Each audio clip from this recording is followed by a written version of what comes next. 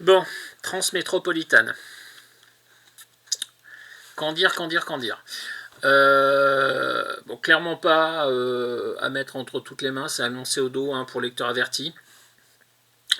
Je trouve une qualité principale à cette série, en dehors de toutes les autres, parce qu'il y a beaucoup d'autres qualités, hein, mais il y a une qualité principale à cette série, c'est que là cet album-là, c'est la première saison, puisque le run de 60 épisodes est divisé en 5 saisons. Hein.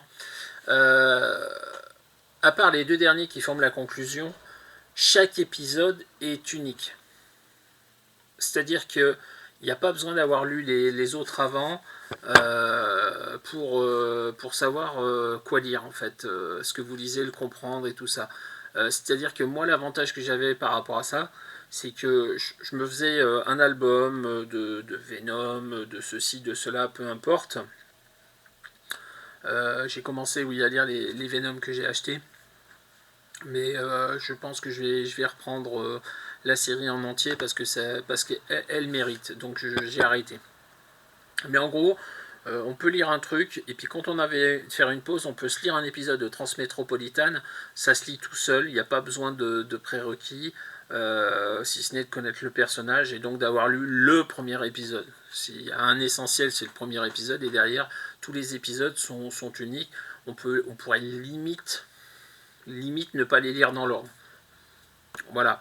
Alors après, qu'est-ce que c'est subversif? Qu'est-ce que c'est mature? Qu'est-ce que c'est questionnant? Parce qu'on se pose des vraies questions sur la cryogénisation et la volonté d'une vie éternelle, sur la religion, sur la politique, sur tous ces sujets-là. Waouh, waouh, waouh, waouh, waouh. J'étais pas prêt. C'est une vraie bonne baffe dans la gueule, dans le bon sens du terme. Je ne peux que le conseiller.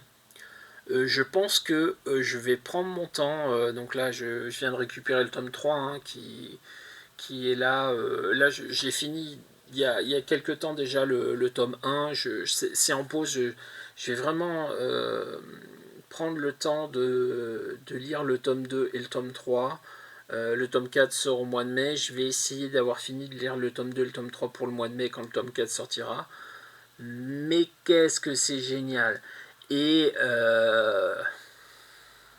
franchement, ouais, lisez Transmétropolitane parce que ça vaut son pesant de cacahuètes. Encore une fois, c'est pas forcément à lire quand on est un peu dépressif, c'est pas forcément à mettre entre toutes les mains parce que tout le monde va pas comprendre et c'est quand même hyper vulgaire et hyper violent. Mais ça permet de poser de bonnes questions, de vraies bonnes questions. Foncez, Transmétropolitane, je conseille.